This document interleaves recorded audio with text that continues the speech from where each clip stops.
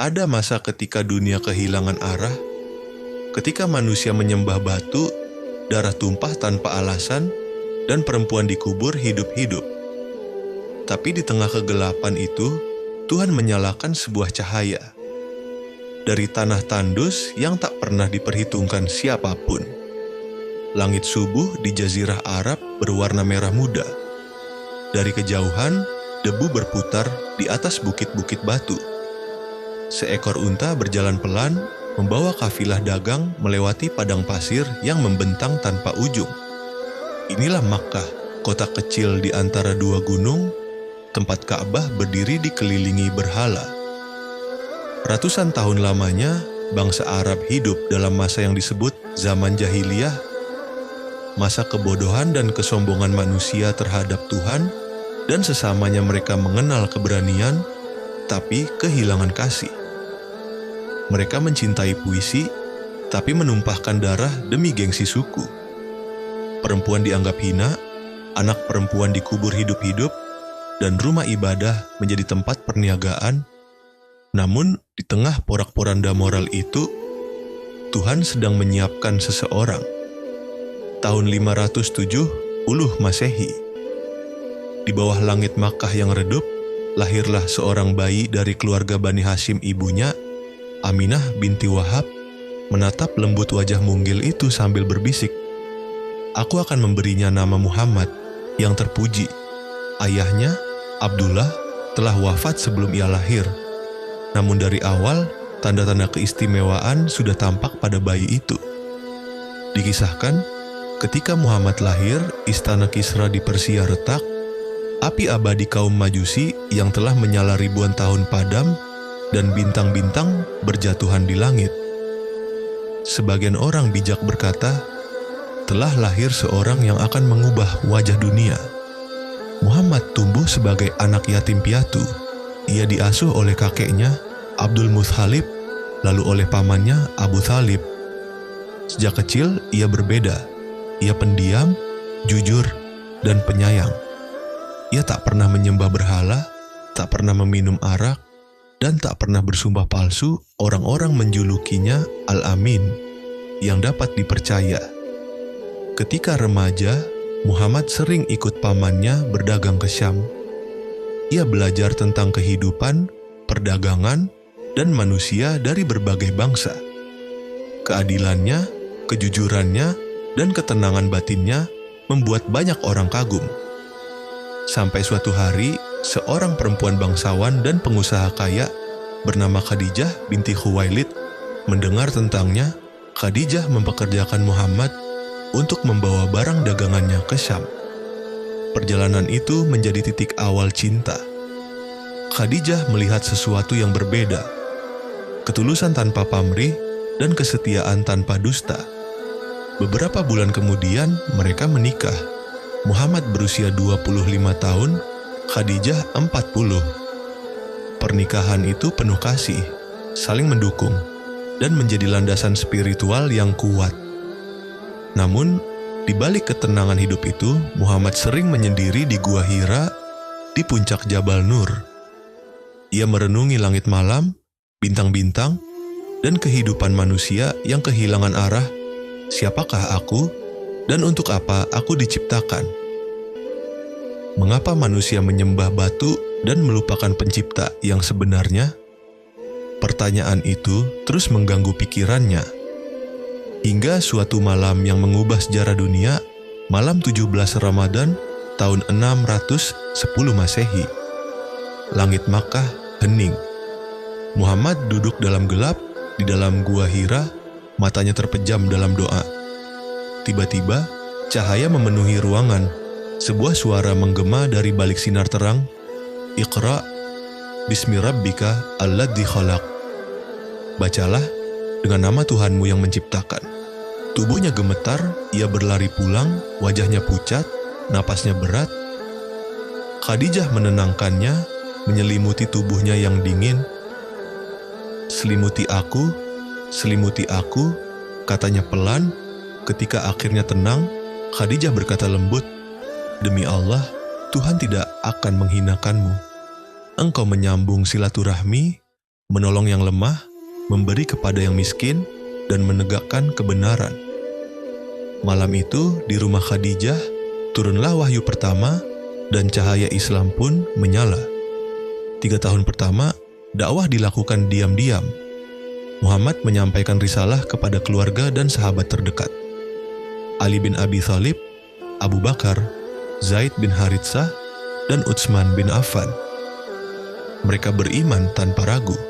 Namun ketika perintah turun untuk berdakwah terang-terangan, badai pun datang. Kaum Quraisy marah karena Islam menghancurkan berhala-berhala yang mereka banggakan. Muhammad dihina, dicaci, dan dilempari batu. Namun ia berkata dengan lembut, "Jika mereka meletakkan matahari di tangan kananku dan bulan di tangan kiriku, agar aku meninggalkan dakwah ini, aku tidak akan meninggalkannya sampai Allah menampakkan kebenaran." Kata-kata itu menjadi fondasi perjuangan Islam. Tekanan semakin keras. Para sahabat disiksa, diboikot, dan diusir. Hingga akhirnya turun perintah untuk hijrah ke Madinah. Perjalanan malam itu menegangkan Muhammad ditemani Abu Bakar, bersembunyi di Gua Sur selama 3 hari. Musuh mengepung mereka, tapi Abu Bakar berkata takut. Rasul menenangkannya, "La tahzan, innallaha ma'ana." Jangan takut, sesungguhnya Allah bersama kita. Hijrah bukan sekadar perpindahan tempat, tapi perubahan arah dunia. Langit gurun berubah menjadi biru lembut. Di kejauhan, di balik perbukitan, tampak sebuah lembah subur bernama Yatsrib, kota kecil dengan kebun kurma yang luas dan mata air yang jernih, tempat yang kelak akan dikenal sebagai Madinah Al-Munawwarah, kota yang bercahaya. Tiba di Madinah. Hari itu, seluruh penduduk Yatsrib keluar menyambut rombongan kecil yang datang dari Makkah. Anak-anak naik ke atap rumah, para wanita menabuh rebana, dan suara lantunan penuh sukacita terdengar di udara. Tala'a al-badru alaina min thaniyati al-wada. Telah terbit bulan purnama di atas kami. Air mata mengalir di pipi para sahabat. Mereka tahu inilah awal babak baru, bukan pelarian, tapi fondasi peradaban. Nabi Muhammad menatap kota itu dengan senyum tenang. Ia menamai kota itu Madinah, yang berarti kota atau tempat tinggal. Dan di sana, ia membangun pondasi masyarakat yang berdiri bukan atas darah dan suku, tapi atas iman dan persaudaraan. Membangun Masjid Nabawi. Langkah pertama Rasulullah bukan mendirikan istana, bukan membangun tembok pertahanan, melainkan membangun masjid. Di atas tanah yang sederhana, Rasul bersama para sahabat bekerja dengan tangan mereka sendiri. Batu demi batu disusun, kayu ditegakkan, dan di bawah terik matahari mereka bernyanyi pelan. Ya Allah, tiada hidup selain kehidupan akhirat. Maka ampunilah kaum Ansyar dan Muhajirin. Masjid Nabawi bukan sekadar tempat salat. Di sanalah pendidikan dimulai, hukum ditegakkan, musyawarah dilakukan, dan hati-hati manusia disatukan. Itu bukan hanya masjid, itu pusat peradaban Islam pertama. Piagam, Madinah, pondasi negara. Islam, Madinah adalah kota yang majemuk. Ada suku Aus dan Khazraj, orang Yahudi, dan kaum Muhajirin dari Makkah. Rasulullah tahu, untuk membangun perdamaian, harus ada dasar hukum yang adil untuk semua. Maka lahirlah Piagam Madinah, konstitusi tertulis pertama di dunia yang menegaskan semua warga Madinah, Muslim, Yahudi, dan yang lainnya adalah satu umat. Mereka bebas menjalankan agamanya masing-masing dan saling menolong dalam menjaga keadilan. Disinilah Islam memperkenalkan konsep toleransi dan keadilan sosial jauh sebelum dunia mengenalnya. Kota Madinah menjadi contoh peradaban di mana iman, hukum, dan kemanusiaan berjalan seimbang. Masyarakat baru. Persaudaraan tanpa sara, kaum Muhajirin datang tanpa harta kaum Ansyar. Penduduk Madinah dengan tulus berbagi rumah, ladang, dan kasih sayang. Rasulullah mempersaudarakan mereka satu persatu. Abdurrahman bin Auf bersama Sa'ad bin Rabi, Bilal bersama Abu Ruwaim, Salman Al-Farisi bersama Abu Darda. Tangan-tangan yang dulu terpisah oleh suku dan nasab, kini bersatu karena kalimat yang sama, La ilaha illa Allah. Persaudaraan ini menghapus batas. Islam bukan lagi sekadar agama, tapi cara hidup yang menumbuhkan solidaritas, ekonomi, dan keadilan. Namun, ketenangan Madinah tidak berlangsung lama. Kaum Quraisy di Makkah tak bisa menerima bahwa Islam justru berkembang setelah mereka usir. Mereka mengirim pasukan untuk menghancurkan kaum muslimin. Tahun kedua Hijriah, datanglah pertempuran besar pertama dalam sejarah Islam, Perang Badar. Hari itu langit Madinah berwarna kelabu, pasir beterbangan, angin berhembus kencang dari barat. 313 pasukan muslim berdiri di padang pasir Badar, hanya dengan 70 unta, 2 ekor kuda, dan senjata seadanya. Di seberang sana, ribuan tentara Quraisy datang dengan perlengkapan perang lengkap, pedang berkilau, baju besi memantulkan cahaya, dan teriakan perang menggema. Tapi di balik semua itu, Rasulullah menatap dengan ketenangan yang sulit dijelaskan. Di tengah barisan, beliau menengadahkan tangan ke langit dan berdoa dengan suara yang mengguncang langit dan bumi, Ya Allah, penuhi janjimu kepadaku, Ya Allah. Jika pasukan kecil ini hancur hari ini, maka tak ada lagi yang menyebut namamu di muka bumi. Air mata jatuh di pipinya. Beliau sujud, menangis, memohon dengan sepenuh hati, lalu Allah menurunkan jawaban dari langit. Sesungguhnya, aku akan menolongmu dengan 1000 malaikat yang datang berturut-turut. QS Al-Anfal 9. Rasulullah bangkit, menatap para sahabatnya dan berkata dengan suara lembut, Bergembiralah, Allah telah menjanjikan kemenangan kepada kita. Tak lama kemudian, debu perang naik ke langit. Pedang beradu, teriakan takbir menggema dari setiap penjuru, Allahu Akbar. Allahu Akbar. Dan ketika perang usai, pasukan Quraisy yang sombong itu kalah. Pasir Badar menjadi saksi bahwa kekuatan sejati bukan pada jumlah, tapi pada keyakinan imanlah yang menumbangkan keangkuhan. Perang Badar bukan sekadar kemenangan militer. Ia adalah ujian iman pertama bagi umat Islam. Di medan Badar, Allah ingin menunjukkan bahwa pertolongannya datang ketika hati sudah benar-benar berserah, karena kemenangan sejati bukan di medan perang, tapi di dalam jiwa. Jika engkau menolong agama Allah, maka Allah akan menolongmu. QS Muhammad 7. Dan begitulah Madinah tumbuh menjadi kota iman, bukan karena kekayaan, tapi karena hati para penghuninya telah tunduk pada Allah sepenuhnya. Perang Uhud, ujian ketaatan. Tahun berikutnya, pasukan Quraisy datang membalas dendam. 3.000 orang bersenjata lengkap berangkat dari Makkah menuju Madinah. Rasulullah mengatur strategi, menempatkan 50 pemanah di atas bukit kecil dan berpesan, Jangan tinggalkan posisi kalian apapun yang terjadi. Jika kalian melihat kami menang, jangan turun. Jika kalian melihat kami kalah, jangan tinggalkan tempat kalian. Perang dimulai, dan kaum muslimin kembali unggul musuh lari terbirit-birit, meninggalkan harta rampasan di medan perang. Sebagian pemanah melihat itu dan berkata, Mari kita turun, perang sudah selesai. Namun Abdullah bin Jubair, pemimpin mereka, menegur, Ingat pesan Rasulullah, jangan turun. Sebagian menuruti, sebagian melanggar. Dan disitulah kekalahan dimulai. Pasukan Quraisy berbalik menyerang dari belakang. Kekacauan terjadi, banyak sahabat gugur, dan Rasulullah sendiri terluka. Giginya patah, darah mengalir di wajahnya yang mulia.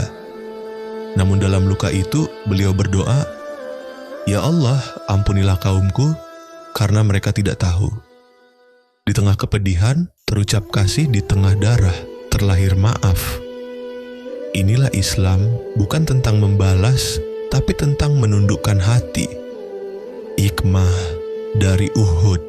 Perang Uhud bukan tentang kalah atau menang, tapi tentang ketaatan Allah, ingin mengajarkan bahwa kemenangan tidak datang dari strategi, tapi dari kepatuhan terhadap wahyu. Ketika perintah Allah dilanggar, kekuatan sebesar apapun bisa runtuh. Namun ketika hati tunduk dan bersabar, kekalahan pun berubah menjadi pelajaran. Dan janganlah kamu bersedih atas apa yang menimpamu, karena Allah bersama orang-orang yang sabar. Qs Al-Imran 139-140.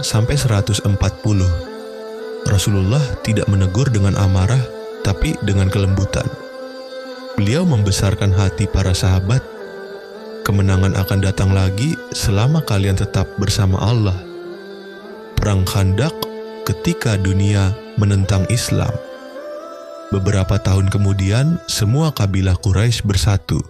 10.000 pasukan bersekutu ingin menghancurkan Madinah dari muka bumi.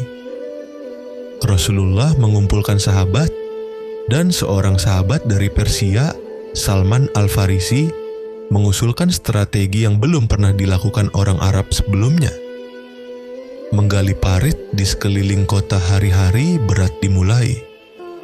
Angin dingin berhembus, perut mereka kosong, tubuh lelah. Namun zikir tak pernah berhenti dari bibir mereka. Kami adalah orang-orang yang beriman, kami berjuang di jalan Allah, dan tak akan gentar menghadapi musuh. Ketika pasukan musuh datang, mereka tidak bisa menembus parit itu. Angin badai besar dikirim oleh Allah menghancurkan tenda-tenda mereka, musuh pun mundur dalam ketakutan.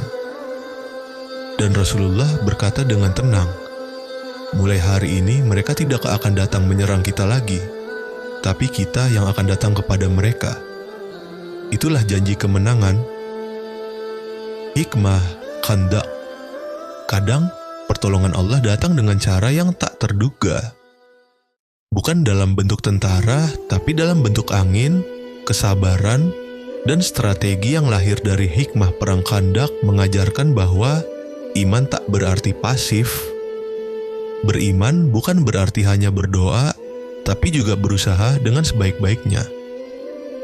Sesungguhnya Allah mencintai orang-orang yang berjuang di jalannya, seakan-akan mereka bangunan yang kokoh. KOS Asaf 4. Perjanjian Hudaibiyah. Damai yang tampilnya merugikan tahun ke-6 Hijriah. Rasulullah bersama 1.400 sahabat berangkat menuju Makkah untuk berumrah. Mereka tidak membawa senjata, hanya pakaian ihram dan niat damai. Namun di tengah perjalanan, Quraisy menahan mereka di Hudaibiyah. Perundingan pun terjadi, isi perjanjian tampak tidak adil. Kaum muslimin harus kembali ke Madinah tahun ini tanpa umrah. Dan jika ada orang Quraisy masuk Islam lalu melarikan diri ke Madinah, ia harus dikembalikan ke Makkah. Para sahabat kecewa. Umar bin Khattab bahkan berkata, "Wahai Rasulullah, bukankah kita di pihak yang benar?" Rasulullah menjawab dengan ketenangan luar biasa, "Aku adalah utusan Allah dan aku tidak akan melanggarnya." Dan ternyata, 2 tahun setelah perjanjian itu, Islam menyebar lebih luas dari sebelumnya. Musuh-musuh yang dulu keras justru masuk Islam dengan hati lembut karena melihat kejujuran Rasulullah. Fase penentu, Fathu Makkah. 2 tahun setelah Hudaibiyah, perjanjian dilanggar oleh Quraisy. Rasulullah memutuskan untuk berangkat ke Makkah. 10.000 pasukan muslim berjalan malam hari di bawah sinar bulan. Makkah yang dulu mengusirnya kini menyambutnya. Tidak ada peperangan, tidak ada darah Rasulullah masuk ke Ka'bah, menghancurkan berhala-berhala satu persatu sambil berkata, "Telah datang kebenaran dan lenyaplah kebatilan." QS Al-Isra 81. Air mata mengalir dari para sahabat. Makkah kembali bersujud kepada Allah. warisan Rasulullah. Beberapa tahun kemudian, Rasulullah menunaikan haji terakhir. Di Padang Arafah, di bawah langit yang biru, beliau berkhutbah di hadapan lebih dari 100.000 umat. Wahai manusia, dengarkan baik-baik perkataanku, barang siapa di antara kalian memegang amanah, kembalikanlah. Jangan kalian zalimi siapapun, wahai manusia, sesungguhnya darah, harta, dan kehormatan kalian suci di sisi Allah. Lalu beliau menatap ke arah langit dan bersabda, Ya Allah, saksikanlah, aku telah menyampaikan risalah ini. Beberapa bulan kemudian, beliau wafat. Seluruh Madinah menangis. Langit seakan mendung, bumi seakan berhenti berputar. Abu Bakar berdiri di hadapan umat yang kehilangan arah dan berkata, Barang siapa menyembah Muhammad, maka sesungguhnya Muhammad telah wafat. Tetapi, barang siapa menyembah Allah, maka Allah tidak akan pernah mati. Dunia kehilangan manusia terbaiknya, tapi cahaya yang beliau bawa tak pernah padam. Epilog, renungan untuk kita. Kemenangan sejati bukan ketika musuh kalah, tapi ketika hati manusia tunduk kepada Allah. Rasulullah meninggalkan dunia ini tanpa istana, tanpa harta, tanpa pasukan besar. Namun beliau meninggalkan iman, ilmu, dan kasih sayang yang masih menerangi dunia hingga kini. Cahaya itu masih hidup di setiap azan yang berkumandang, di setiap orang yang berbuat jujur, di setiap jiwa yang berserah diri. Dialah yang mengutus Rasulnya dengan petunjuk dan agama yang benar, agar agama itu mengalahkan semua yang lain. QS At-Taubah 33. Cahaya Madinah, bagian 2, cahaya terakhir Rasulullah. Cahaya itu tidak padam ketika pemiliknya tiada, ia terus hidup di hati mereka yang mencintainya. Maka kini dalam kedamaian, kota yang dulu menjadi pusat kekufuran telah kembali bersujud kepada Allah. Berhala-berhala runtuh, tapi yang lebih penting, kesombongan manusia ikut hancur bersamanya. Rasulullah berdiri di depan Ka'bah, menatap umatnya yang memenuhi pelataran. Wajah beliau lembut, tapi penuh wibawa. Di tangannya tidak ada pedang, hanya tongkat sederhana. Beliau mengumumkan amnesti untuk semua musuhnya. Siapapun yang masuk ke rumah Abu Sufyan, dia aman. Siapa yang menutup pintunya, dia aman. Siapa yang berada di Masjidil Haram, dia aman. Itulah puncak kemuliaan seorang nabi. Ketika manusia lain membalas dendam, beliau memberi maaf. Air mata mengalir di pipi para Quraisy. Mereka yang dulu menindas, kini tunduk dalam keharuan. Islam menang tanpa kekerasan, tanpa darah, tanpa kebencian, membangun dunia dengan kasih. Setelah Fathu Makkah, Rasulullah tidak berhenti berdakwah. Beliau mengirim surat kepada raja-raja besar, Kaisar Romawi, Raja Persia, dan Raja Mesir. Isi surat itu sederhana, tapi menggetarkan dunia. Dengan nama Allah yang Maha Pengasih lagi Maha Penyayang. Dari Muhammad, utusan Allah, kepada Kaisar Romawi, masuklah ke dalam Islam, niscaya engkau akan selamat. Sebagian menolak, sebagian berpikir, sebagian terinspirasi.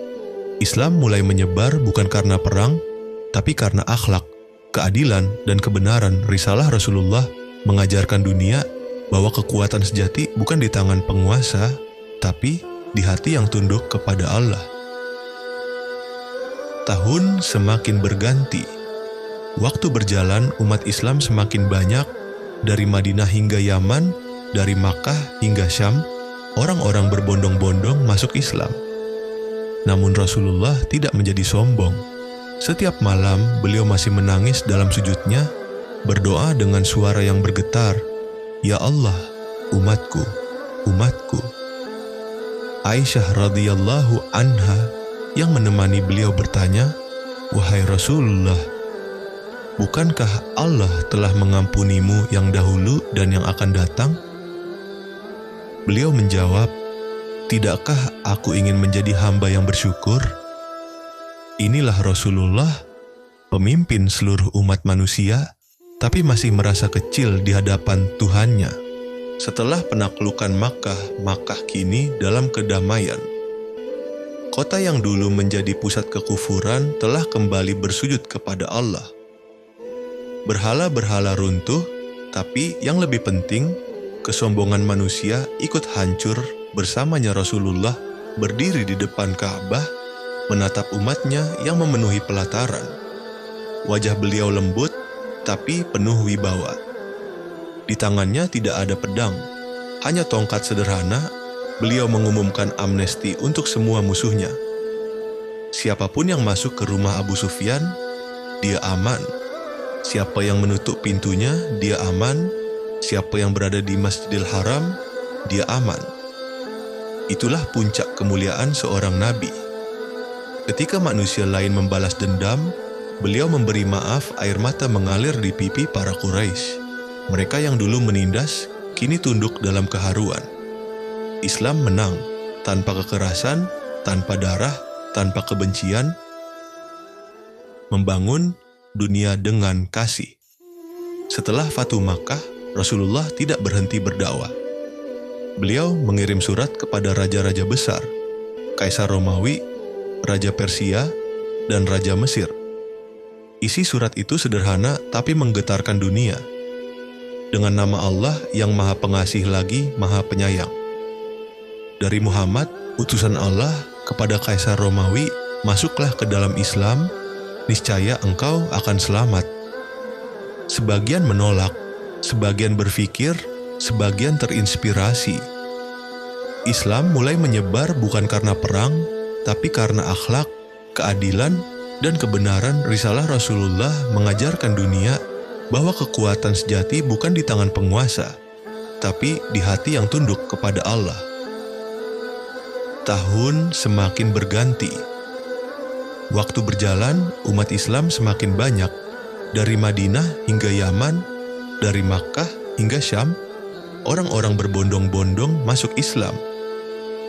Namun Rasulullah tidak menjadi sombong. Setiap malam beliau masih menangis dalam sujudnya, berdoa dengan suara yang bergetar, "Ya Allah, umatku, umatku."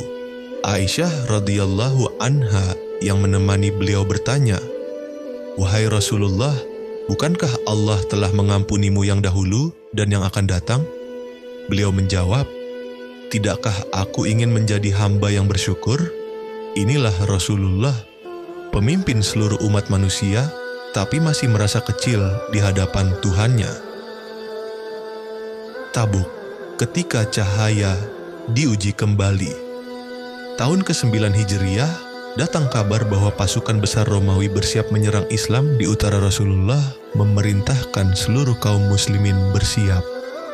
Musim panas saat itu sangat terik, tanah kering, persediaan air sedikit, dan jarak yang harus ditempuh sangat jauh. Sebagian sahabat yang miskin datang kepada Rasulullah dengan air mata. "Wahai Rasulullah, kami ingin ikut berperang, tapi kami tidak punya kendaraan." Rasulullah menatap mereka dengan sedih dan berkata, "Aku tidak memiliki tunggangan untuk kalian." Mereka pun berbalik pergi sambil menangis. Mereka disebut dalam Al-Quran sebagai orang-orang yang menangis karena tak mampu berjihad. QS At-Taubah 92. Sementara itu, sebagian munafik menolak. Ikut mereka berkata, "Jangan pergi, cuaca terlalu panas." Lalu turunlah ayat, "Api neraka jauh lebih panas." QS At-Taubah 81. Tabuk menjadi ujian besar. Pasukan Islam akhirnya tiba di sana, dan musuh yang ditakutkan ternyata tak berani datang. Mereka hanya mendengar kabar bahwa pasukan Rasulullah bergerak dengan keyakinan yang tak tergoyahkan. Dari Tabuk, Rasulullah menunjukkan pada dunia bahwa kemenangan sejati kadang tak butuh pertempuran, cukup dengan tekad dan keimanan. Tahun terakhir. Setelah Tabuk, Rasulullah kembali ke Madinah. Tubuh beliau mulai tampak lemah. Namun setiap hari beliau masih menegakkan salat, memimpin umat, dan mengajarkan ilmu. Beliau masih mengunjungi para sahabat, masih tersenyum, dan masih berkata setiap kali bertemu seseorang, "Jangan engkau merasa kecil atas amalmu, karena amalan kecil yang ikhlas lebih berat dari dunia dan isinya." Rasulullah tahu waktunya sudah dekat, tetapi beliau tidak pernah mengeluh. Yang beliau pikirkan bukan dirinya, melainkan kita, umatnya. Haji Wada, pesan terakhir untuk umat. Tahun ke-10 Hijriah, Rasulullah mengumumkan niatnya untuk menunaikan haji. Lebih dari 100.000 muslim datang dari seluruh penjuru Jazirah Arab. Hari itu, di padang Arafah yang luas, di bawah matahari yang membara, beliau berdiri di atas unta kecil dan menyampaikan khutbah perpisahan yang menggetarkan bumi. "Wahai manusia, dengarkan baik-baik perkataanku. Karena aku tidak tahu apakah setelah tahun ini aku masih akan bertemu kalian." Suasana sunyi. Angin berhenti berhembus. Setiap orang menatap Rasulullah dengan mata berkaca-kaca. Beliau melanjutkan, "Wahai manusia, sesungguhnya darah, harta, dan kehormatan kalian suci di sisi Allah, sebagaimana sucinya hari ini, bulan ini, dan negeri ini. Wahai manusia, sesungguhnya setan telah berputus asa untuk disembah di negeri kalian ini, tapi ia akan puas jika kalian menuruti hawa nafsu kalian dalam perkara kecil. Wahai manusia, bertakwalah kepada Allah terhadap perempuan, karena mereka adalah amanah di tangan kalian. Wahai manusia, aku tinggalkan 2 perkara. Jika kalian berpegang teguh kepada keduanya, kalian tidak akan tersesat, kitab Allah dan sunnah Rasul-Nya." Air mata menetes di wajah ribuan orang. Setiap kata terasa seperti pesan terakhir seorang ayah kepada anak-anaknya. Di akhir khutbah, beliau menengadah ke langit dan berkata, "Ya Allah, saksikanlah, aku telah menyampaikan risalah ini, dan dari langit turun wahyu terakhir. Pada hari ini telah aku sempurnakan untukmu agamamu, dan telah aku cukupkan nikmatku atasmu, dan telah aku ridai Islam sebagai agamamu."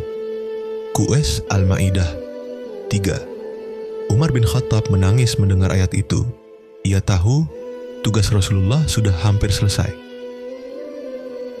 Waktu perpisahan beberapa bulan setelah Haji Wada, Rasulullah jatuh sakit.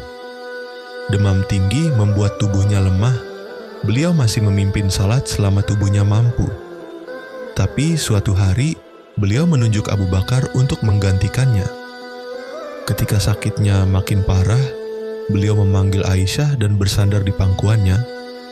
Beliau berbisik pelan, "Ya Allah, tuntunlah aku kepada teman yang tertinggi." Itulah kalimat terakhirnya. Lalu tangan suci itu jatuh perlahan, dan dunia menjadi sunyi.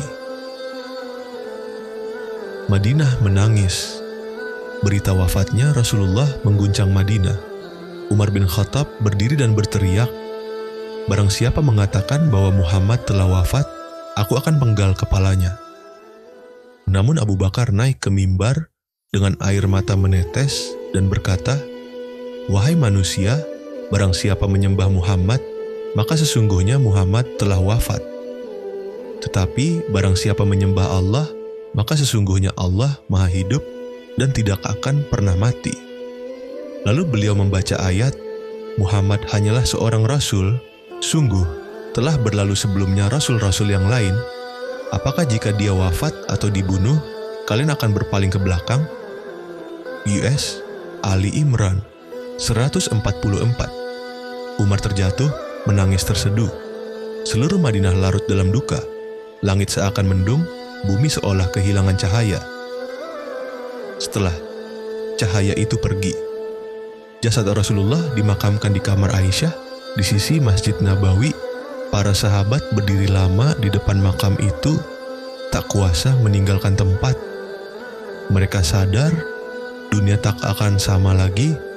Namun Abu Bakar menatap ke arah sahabat-sahabatnya dan berkata pelan, "Sungguhnya yang telah kalian tangisi bukanlah kematian Muhammad, tapi berakhirnya wahyu dari langit. Rasulullah telah tiada, tapi risalahnya tetap hidup. Karena cahaya yang beliau bawa tak pernah padam, ia berpindah dari hati ke hati, dari generasi ke generasi. Epilog. Cahaya yang tak pernah padam. Dia datang sebagai rahmat, bukan pedang. Dia datang bukan untuk menaklukkan dunia, tapi untuk menaklukkan hati manusia. Dari padang pasir yang tandus, Islam menyebar ke 3 benua.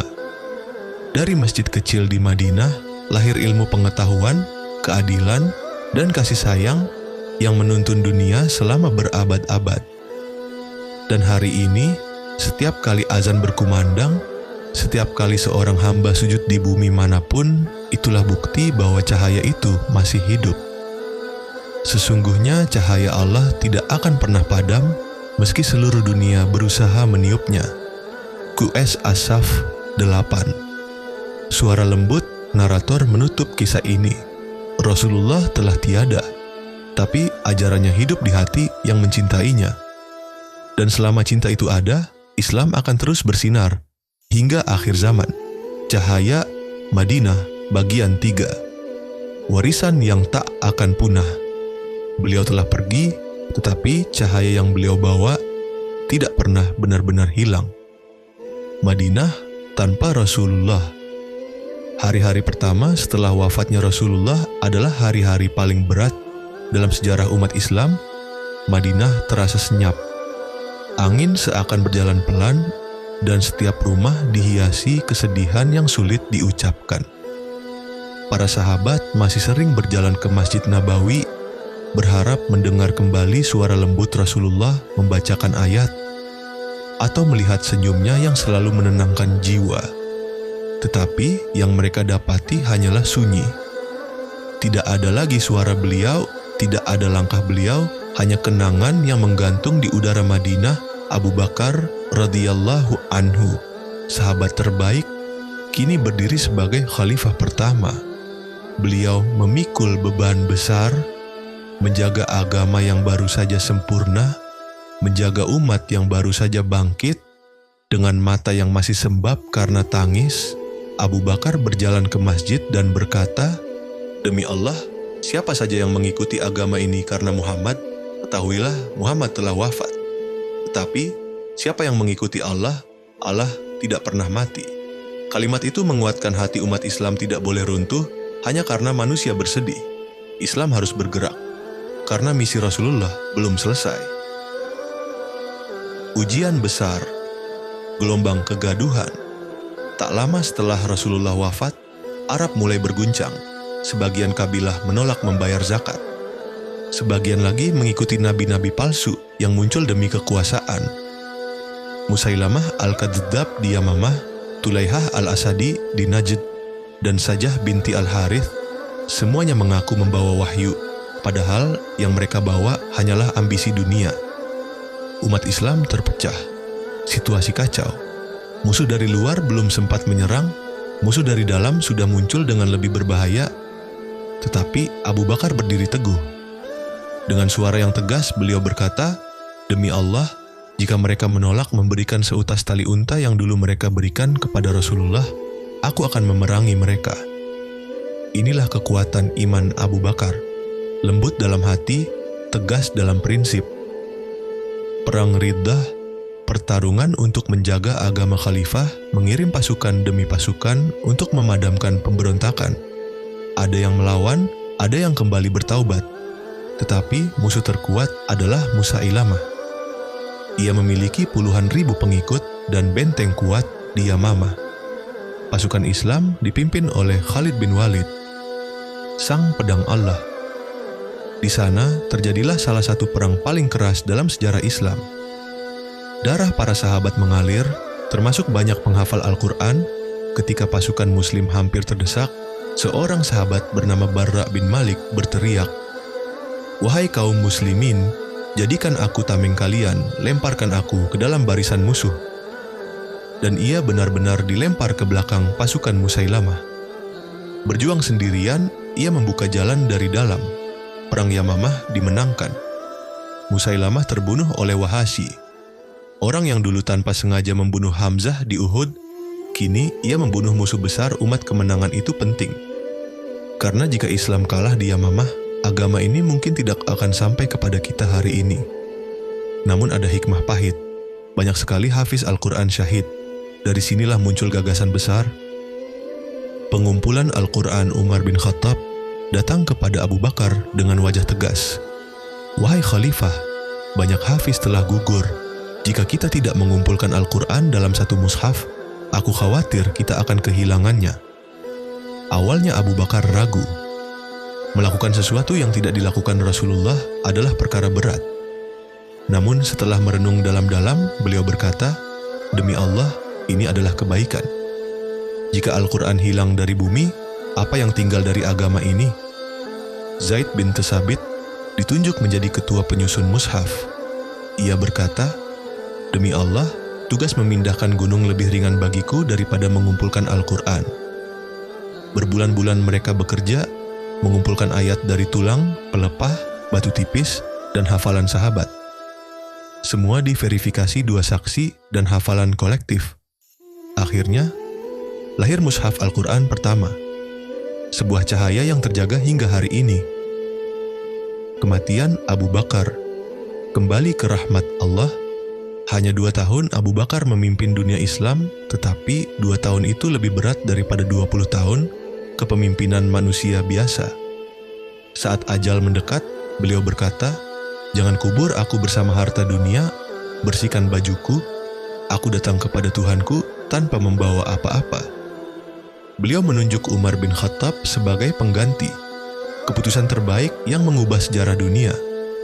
Ketika Abu Bakar wafat, Madinah kembali menangis. Umar berkata, "Tidak ada hari lebih berat bagi kami setelah wafatnya Rasulullah, selain hari wafatnya Abu Bakar." Masa Umar, ketegasan yang mendidik dunia. Jika Abu Bakar adalah kelembutan iman, Umar adalah kekuatan keadilan. Di masanya, Islam berkembang pesat. Persia ditaklukkan. Syam dan Yerusalem berada di bawah Islam. Mesir membuka pintunya. Pemerintahan ditata sistematis. Baitul Mal dibangun. Kalender Hijriyah dibuat. Hak rakyat dijaga. Ketika Umar memasuki Yerusalem, patriark kota menyambutnya. Umar memakai baju penuh tambalan, menuntun unta bersama pelayannya. Beliau berkata, "Kami adalah kaum yang dimuliakan Allah dengan Islam. Jika kami mencari kemuliaan selain Islam, Allah akan hinakan kami." Selama Umar memimpin, rakyat aman. Tidak ada satu malam pun beliau tidur tanpa memikirkan umat. Wafatnya, Umar wafat ditikam oleh seorang budak Persia ketika sedang memimpin salat subuh. Saat terbaring lemah, beliau menangis. "Seandainya aku bisa keluar dari dunia ini tanpa dosa dan tanpa pahala, itu sudah cukup bagiku." Beliau dimakamkan di samping Rasulullah dan Abu Bakar. 3 manusia mulia tidur berdampingan. Masa Utsman. Kesabaran dan fitnah. Utsman bin Affan memimpin setelah Umar. Beliau lembut, dermawan, dan pemalu. Di masanya, Islam telah mencapai Afrika Utara dan Armenia. Namun fitnah mulai muncul. Orang-orang munafik memanipulasi rakyat, menggoyahkan kepercayaan kepada Khalifah Rumah Utsman dikepung. Beliau menolak pasukan untuk melindungi dirinya. Beliau memilih sabar karena beliau tidak ingin ada darah Muslim tertumpah. Di tengah pengepungan, Utsman tetap membaca Al-Quran. Ketika mushaf di pangkuannya berlumur darah akibat tikaman, ayat yang terkena darah itu berbunyi, "Maka Allah akan mencukupimu dari mereka." QS Al-Baqarah 137. Sebuah kematian syahid, sebuah pengorbanan. Masa Ali. Petir di langit politik Ali bin Abi Thalib akhirnya menjadi khalifah. Namun masa beliau dipenuhi ujian berat. Perpecahan umat, perang saudara, fitnah besar, hingga lahirnya kelompok-kelompok ekstrim yang membunuh atas nama agama Ali menangis melihat keadaan umat. Seandainya aku punya 1000 prajurit seperti Abu Bakar dan Umar. Beliau menghadapi perang Jamal, perang Siffin, dan munculnya Khawarij, kelompok yang keras dan dangkal pemahaman. Akhirnya Ali dibunuh saat menuju masjid. Umat Islam kembali kehilangan pemimpin muliannya. Setelah Khulafaur Rasyidin, Islam menerangi dunia. Berakhirnya Khulafaur Rasyidin bukan akhir cahaya Islam, justru dari masa ke masa Islam semakin gemilang. Dinasti Umayyah, cahaya meluas ke 3 benua. Islam mencapai Spanyol, pasukan Muslim hampir memasuki Paris, masjid-masjid megah dibangun. Bahasa Arab menjadi bahasa global, dinasti Abbasiyah, masa keemasan ilmu. Di Baghdad muncul Al-Khawarizmi, bapak algoritma, Ibn Sina, bapak kedokteran modern, Ibn Haytham, bapak optik modern, Al-Farabi, Al-Kindi, Jabir Ibn Hayyan, dan ratusan ilmuwan lain, rumah kebijaksanaan, Bait Al-Hikmah, menjadi pusat ilmu dunia. Dari sinilah Eropa bangun dari masa kegelapan. Renaissance tidak akan terjadi tanpa cahaya Islam. Dinasti Utsmani, penjaga 2 tanah suci, selama 600 tahun mereka menjaga Mekah, Madinah, Palestina, Syam, Anatolia, Balkan. Sultan Salahuddin Al-Ayyubi membebaskan Yerusalem dengan akhlak mulia, bukan dengan kebencian. Cahaya itu sampai kepada kita. Hari ini kita hidup 1400 tahun setelah Rasulullah. Kita tidak pernah melihat beliau, tetapi kita merasakan ajarannya. Setiap salat yang kita dirikan, setiap ayat yang kita baca, setiap air mata dalam doa, semuanya adalah warisan beliau. Kita adalah bagian dari umat yang dulu beliau sebut di malam-malam tahajudnya, "Ya Allah, umatku, umatku." Kita adalah umat itu. Dan selagi kita menjaga Al-Quran dan Sunnah, selagi kita menjaga hati kita, cahaya itu tidak akan pernah padam. Penutup, Rasulullah telah tiada. Khulafaur Rasyidin telah tiada. Kerajaan telah berganti berkali-kali. Tetapi Muhammad tidak datang untuk membangun kekuasaan, beliau datang untuk membangun hati manusia. Dan hati itu, hati kita, adalah tempat cahaya itu tinggal. Selama kita menjaga cahaya itu, Islam akan terus bersinar hingga hari terakhir bumi ini. Cahaya Madinah, bagian 4. Ketika dunia disentuh oleh Islam. Ada cahaya yang tidak bisa ditahan oleh tembok, tidak bisa dipadamkan oleh pedang, dan tidak bisa dibungkam oleh waktu. Itulah cahaya Islam. Setelah para khalifah, cahaya itu tak berhenti. Ketika masa Khulafaur Rasyidin berakhir, dunia Islam telah berada di persimpangan. Umat telah besar, wilayah telah luas, tetapi tantangan semakin kompleks. Namun satu hal tidak berubah. Islam terus bergerak, terus menyebar, terus menembus batas negeri, terus menyentuh hati manusia. Sebagaimana air yang jernih mencari celah untuk mengalir, Islam menemukan jalannya ke tempat-tempat yang bahkan para sahabat tidak bayangkan. Setelah para khalifah, cahaya itu tak berhenti. Ketika masa Khulafaur Rasyidin berakhir, dunia Islam telah berada di persimpangan.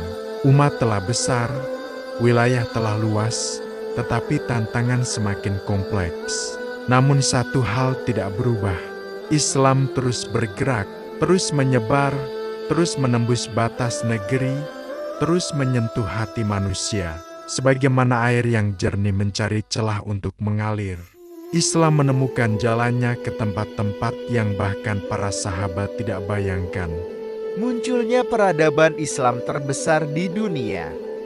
Setelah masa Ali berakhir, tampuk kepemimpinan berpindah ke Bani Umayyah, lalu Bani Abbasiyah. Dari sinilah dimulai era keemasan Islam, masa ketika dunia memandang umat muslim sebagai pusat ilmu. Satu dinasti Umayyah, Islam menembus 3 benua. Di bawah Umayyah, Islam meluas ke Afrika Utara, Andalusia Spanyol, Asia Tengah, Persia, Transoksiana, bahkan hampir memasuki Perancis. Jalan-jalan dibangun, pos-pos keamanan dijaga, perdagangan berkembang pesat. Tetapi hal yang paling menggetarkan adalah peristiwa ketika Islam masuk ke Andalusia. Harik bin Ziyad, penakluk Andalusia. Dalam catatan sejarah, ketika Harik bin Ziyad tiba di pesisir Spanyol, Ia memerintahkan pasukannya berdiri di tepi pantai dan berkata, "Di belakang kita adalah laut, di depan kita adalah musuh. Demi Allah, hanya kemenangan atau syahid." Dengan keberanian, kedisiplinan, dan akhlak yang tidak dimiliki pasukan lain di zamannya, Andalusia jatuh dalam waktu singkat, dan kelak Andalusia menjadi mercusuar peradaban selama 800 tahun. Di sana lahir ilmuwan, filsuf, dokter, ahli astronomi, arsitek, dan penyair. Dari sana pula cahaya Islam masuk ke Eropa, membuka pintu bagi Renaissance dan pembaruan ilmu pengetahuan. Ketika ilmu menjelma menjadi cahaya, jika Umayyah adalah masa ekspansi, Abbasiyah adalah masa puncak peradaban umat Islam. Baghdad dan Bait al-Hikmah House of Wisdom. Bayangkan sebuah perpustakaan raksasa, penuh ribuan manuskrip dari Yunani, India, Persia, dan Cina. Bayangkan para penerjemah, ilmuwan, dokter, matematikawan, dan filsuf bekerja siang dan malam, menulis, meneliti, berdiskusi, menyelesaikan masalah-masalah dunia. Itulah Baghdad pada abad 8–12. Sebuah kota yang menjadi jantung ilmu dunia. Tokoh-tokoh besar lahir dari sini. Jabir bin Hayyan kimia modern, Al-Khawarizmi bapak algoritma dan aljabar, Ibn Sina bapak kedokteran modern, Al-Farabi filsafat dan logika, Ibn al-Haytham optik modern, Al-Biruni geografi dan fisika. Mereka menulis buku-buku yang kemudian diterjemahkan ke bahasa Latin dan menjadi pondasi ilmu pengetahuan barat. Sumber kemajuan mereka, satu kalimat sederhana: menuntut ilmu adalah kewajiban bagi setiap muslim. Islam membuat ilmu bukan barang mewah, tapi ibadah. Ilmuwan adalah pejuang, menulis adalah jihad. Di masa ini, cahaya Islam tidak hanya menyinari masjid, tetapi menyinari perpustakaan, universitas, laboratorium, dan rumah-rumah umat. Cahaya Islam di timur melampaui gunung dan laut. Islam kemudian meluas ke timur, India, Pakistan, Bangladesh, Malaysia, Indonesia, Cina, Asia Tengah, dan sebagian wilayah Rusia. Dan yang paling menarik, pada sebagian besar wilayah Asia, Islam tidak datang dengan pedang. Islam datang dengan hati. Para pedagang, ulama, dan sufi membawa cahaya itu. Mereka tidak menaklukkan bangsa lain. Mereka menaklukkan hati manusia dengan akhlak mulia. Bagaimana Islam masuk Indonesia? Dengan cara yang paling lembut, melalui perdagangan, dakwah, keteladanan, dan budaya. Para ulama dari Gujarat, Yaman, Persia, dan Asia Tengah datang membawa karakter lembut. Mereka tidak memaksa siapapun. Mereka hanya menunjukkan kejujuran dalam berdagang, kesopanannya berbicara, keindahan akhlaknya, keteguhannya dalam ibadah, kehangatannya dalam bermasyarakat. Dan dari situlah Islam diterima, masuk perlahan, meresap, dan bertahan ratusan tahun. Ketika cahaya Islam menjaga tanah suci, pada abad ke-16, muncul kekuatan besar yang menjaga dua tanah suci. Daulah Utsmaniyah Ottoman Empire, Sultan Muhammad Al-Fatih penakluk Konstantinopel. Muhammad Al-Fatih adalah pemuda berusia 21 tahun yang menggetarkan dunia. Beliau menghafal Al-Quran, menguasai 6 bahasa, dan memimpin pasukan besar. Konstantinopel, kota yang tidak bisa ditaklukkan selama 1000 tahun, runtuh dalam 53 hari di tangan seorang pemuda muslim. Rasulullah pernah bersabda, Konstantinopel akan ditaklukkan. Sebaik-baik pemimpin adalah pemimpinnya, dan sebaik-baik pasukan adalah pasukannya. Dan sabda itu terbukti. Utsmani menjaga Makkah dan Madinah selama berabad-abad. Jalan-jalan haji diperbaiki, keamanan para jamaah dijaga, masjid-masjid diperluas, Quran dicetak massal, Ulama dimuliakan, pendidikan dijaga. Mereka bukan hanya penguasa, mereka adalah penjaga rumah Allah. Ketika dunia menghadapi kegelapan baru. Memasuki abad 19-20, umat Islam menghadapi dua ujian besar. 1. Kolonialisme Barat. 2. Runtuhnya Khilafah Ottoman. Untuk pertama kalinya dalam 1300 tahun, umat Islam kehilangan pusat kekuatan politik. Negeri-negeri Muslim dijajah, diadu domba, dan dipaksa menerima nilai-nilai asing. Namun ada satu hal yang tidak bisa diambil penjajah manapun. La ilaha illallah. Keyakinan itu tetap bertahan. Dari Marrakesh hingga Makassar. Dari Mogadishu hingga Mindanao. Umat tetap menjaga iman meski kehilangan tanahnya. Lalu lahirlah para ulama besar yang membangkitkan umat. Imam Syamil di Kaukasus. Umar Mukhtar di Libya. Sultan Abdul Hamid II di Utsmani. Hasan al-Banna di Mesir. Buya Hamka di Indonesia. Hadratus Syaikh Hashim Asy'ari. Syaikh Ahmad Yasin. Para pejuang kemerdekaan Indonesia yang berlandaskan nilai Islam. Mereka yakin satu hal. Selama Al-Quran di dada umat, selama kalimat tauhid diucapkan, Islam tidak akan pernah runtuh. 6. Cahaya Islam di zaman modern. Hari ini kita hidup di dunia yang serba cepat. Internet, teknologi, globalisasi, kecerdasan buatan. Semuanya berubah dalam sekejap. Tetapi ada fenomena yang luar biasa. Islam adalah agama dengan pertumbuhan tercepat di dunia. Dari Amerika hingga Eropa. Dari Afrika hingga Asia. Orang kembali mencari makna hidup. Mencari kedamaian. Dan menemukannya dalam Islam. Masjid semakin banyak. Penghafal Al-Quran semakin banyak. Anak muda semakin mencintai ilmu dan agama. Mengapa? Karena manusia modern punya segalanya. Tapi hatinya kosong. Dan Islam memberi mereka apa yang tidak bisa diberikan dunia. Kedamaian dalam salat. Ketenangan dalam takdir. Kekuatan dalam tawakal. Makna dalam ibadah. Arah dalam hidup. Harapan dalam kesedihan. Kisah panjang Islam ini bukan hanya sejarah. Ini adalah perjalanan cahaya. Cahaya yang turun di Gua Hira. Berjalan ke Madinah. Bersinar di dunia. Menyentuh para sahabat. Menerangi para ulama. Menggerakkan para pejuang. Dan kini, sampai ke hatimu. Allah memilih siapapun yang Dia kehendaki untuk menerima hidayahnya. Jika kamu membaca ini dengan hati bergetar, itu bukan kebetulan. Itu berarti Allah sedang mengetuk pintumu. Mengajakmu menjadi bagian dari rantai panjang pembawa cahaya itu. Tugasmu bukan menaklukkan dunia. Tugasmu adalah menjaga cahaya di hatimu. Dan meneruskannya. Mereka ingin memadamkan cahaya Allah dengan mulut mereka.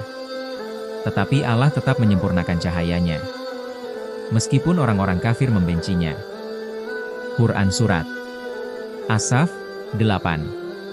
Cahaya itu hidup dalam salatmu, sedekahmu, zikir di malam sunyi, air mata taubatmu, langkahmu ke masjid, kebaikan yang kamu sembunyikan, kalimat la ilaha illallah yang kamu jaga. Rasulullah telah tiada. Para sahabat telah pergi. Kerajaan telah runtuh dan bangkit kembali. Tetapi cahaya itu bertahan. Hidup. Bergerak. Menyinari hati manusia. Dan selama masih ada satu jiwa yang membaca Al-Quran. Satu anak kecil yang menghafal surah kecil. Satu hamba yang menangis dalam sujud. Islam tidak akan pernah padam. Tidak hari ini. Tidak besok. Tidak sampai kiamat. Kebangkitan baru, ketika umat mencari arah. Zaman modern bukan hanya zaman teknologi. Ia adalah zaman kebingungan. Zaman ketika manusia memiliki segalanya, tetapi kehilangan dirinya sendiri. Di kota-kota besar dunia. Gedung menjulang tinggi. Lampu-lampu terang benderang. Kendaraan berseliweran. Suara manusia bercampur dengan bisingnya dunia. Namun di balik semua itu, manusia merasakan kekosongan. Dan di tengah kekosongan itu, mereka mencari sesuatu yang tak bisa dibeli. Ketenangan hati. Dan disinilah Islam kembali bersinar. Di Eropa, jumlah mualaf meningkat. Di Amerika, Islam adalah agama dengan pertumbuhan tercepat. Di Afrika, para ulama muda bangkit dengan semangat. Di Asia, pesantren, majelis ilmu, dan kajian semakin ramai. Ini bukan kebetulan. Ini adalah janji Allah. Mereka ingin memadamkan cahaya Allah, tetapi Allah akan tetap menyempurnakan cahayanya. Quran Surat As-Saff 8. 9. Hidayah yang turun ke tempat-tempat tak diduga. Yang paling menggetarkan dari perjalanan Islam hari ini adalah Allah memberikan hidayah kepada siapapun yang Ia kehendaki, tanpa memandang status, jabatan, atau masa lalu. 1. Hidayah di penjara. Banyak narapidana di Amerika dan Eropa memeluk Islam setelah membaca Al-Quran. Mereka berkata, "Untuk pertama kali dalam hidupku, aku menemukan ketenangan." 2. Hidayah di rumah orang kaya. Orang-orang yang hidup mewah berkata, "Dunia memberi segalanya, tapi tidak pernah memberi kedamaian." Mereka menemukan ketenangan ketika sujud pertama kali. 3. Hidayah di tengah pencarian ilmu. Ilmuwan besar yang mempelajari alam menemukan bahwa hukum-hukum alam tidak mungkin terjadi tanpa zat yang maha mengatur. Kini semakin banyak ilmuwan berkata, ini tidak mungkin terjadi secara acak. Ada kecerdasan ilahi di balik seluruh semesta.